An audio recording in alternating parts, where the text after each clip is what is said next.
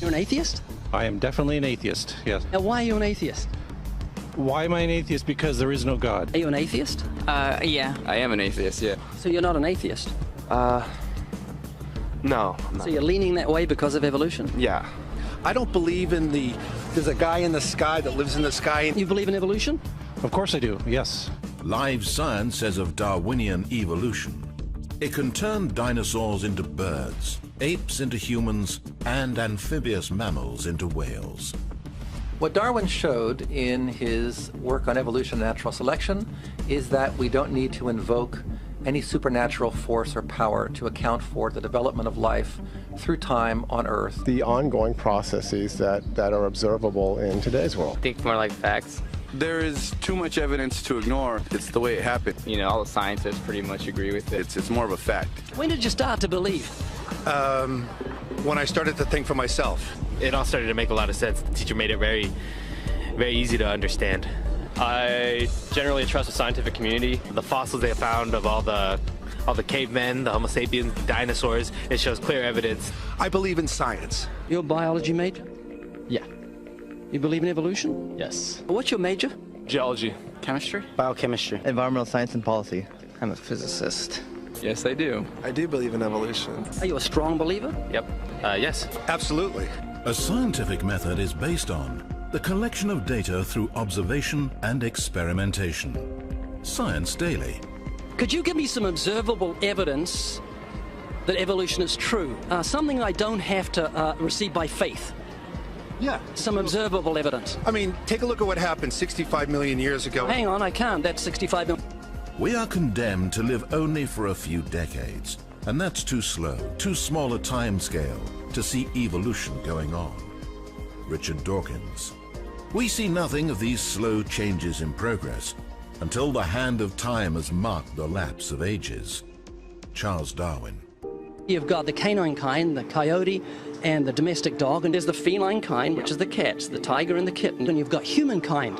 So Darwin said there'd be a change of kinds over many years, so could you give me one example of observable evidence of a change of kinds? So, for instance, the fossil record shows the common ancestors of all carnivores, that cats and dogs were once linked, once united by a common ancestor. How long ago?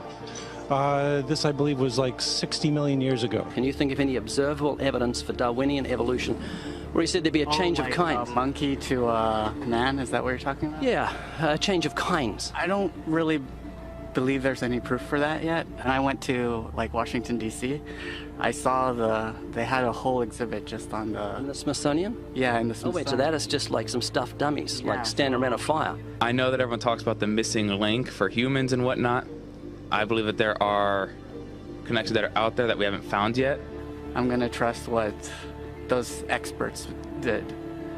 Those experts came up with. I have a strong trust in evolutionary ideas based on the evidence presented. Can you think of any observable evidence for Darwinian evolution, a change of kinds? I haven't seen it myself, but I believe what the textbooks tell me about it, so... You've got faith in the expert? I have faith in the experts, yeah. I guess similar to how religious people have faith that God actually exists, I have faith in the experts knowing what they're talking about. The scientific method must be observable and repeatable. So could you give me one piece of observable evidence for Darwinian evolution? Okay, I would point to, as one great example, is look at the genetics of the stickleback. What's that? So stickleback fish are a very interesting collection of species that were recently isolated after the end of the Ice Age. What do they become? They're various species of sticklebacks. They stayed as fish. Well, of course. Can you think of any observable evidence where there was a change of kinds? Fish. Human beings are still fish.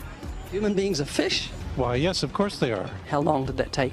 A couple of billions of years, millions. A couple of millions? How is that observable? It's not. We came out of the ground as a mammal, and one mammal created... Come out of the ground? Didn't we come out of the sea? Huh? Well, initially in the beginning, we came out of the ground and the sea after the great destruction of the... So did we have lungs or gills when we came out of the sea? You want to know something? Those that were in the sea, I guess, had gills, and those that were on land had lungs. But if we came out of the sea, we had gills in the sea. You want to know something? Who knows that we came out of the sea or we evolved from mammals? So you don't know? Huh? Of course I don't know. I'm accepting that they did their science correctly. Could you give me an example of Darwinian evolution Not adaptation or speciation, but a change of kinds. These are changes of kinds. They're still fish. They're distinctly different fish. We have thousands of examples. Can you give me one? I can give you thousands. Just one. For instance, I would say look at Lenski's experiments with bacteria then. So what do the bacteria become? The bacteria are still bacteria, of course. That's not Darwinian evolution. That's not a change of kinds, is it? It is a change. It is a change in the genetic makeup of the bacteria, which is still bacteria. To summarize, the observable evidence that you give me for Darwinian evolution is bacteria becoming bacteria. No, it is bacteria acquiring new metabolic capabilities. You said before that there is lots of evidence for evolution. I just want one observable evidence for Darwinian evolution, just one. But I gave you some. You don't want... Not some, I want one. Wait, you don't want that. I want one. Yes, I do. I'm pleading with people. You asked me to tell you when I've watched one species evolve into another. Isn't that right? No, one kind into another. There's 14 different definitions of species. So I want a change of kind. When you're talking about kinds or change in families, you're actually talking about macroevolution. You're talking about changes on the level that separate, say, cats from dogs.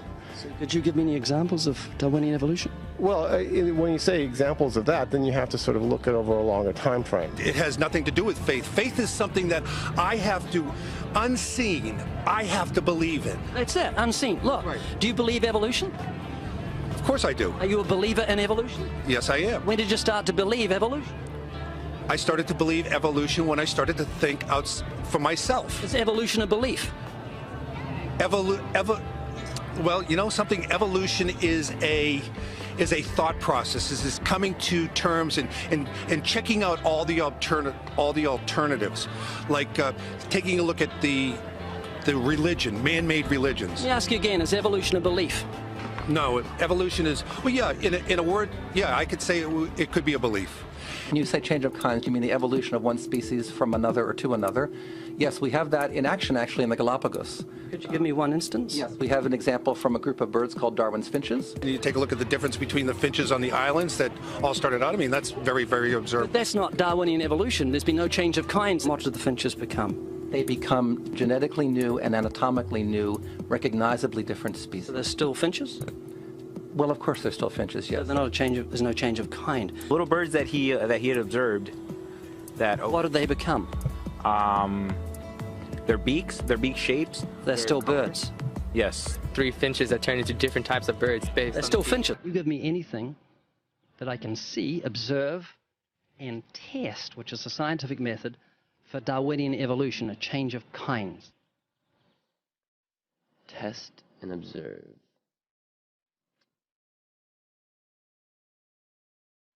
Could you give me observable evidence, which is the scientific method, for Darwinian evolution, a change of kinds?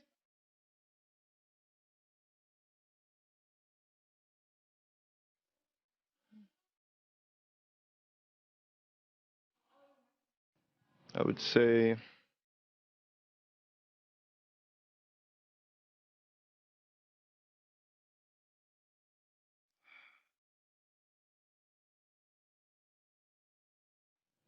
I cannot, I think. It's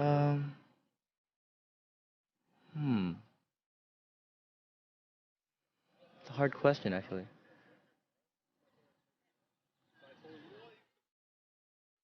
Mitochondrial DNA.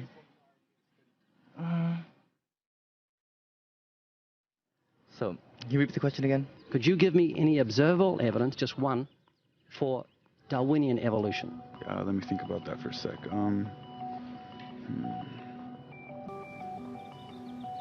Observable evidence, something where we don't have to exercise faith. Something that can be observed, like the scientific process, observable. That's a good question. That one I'm not quite sure. So you can't think of any observable evidence for evolution? No. How do you know it's true?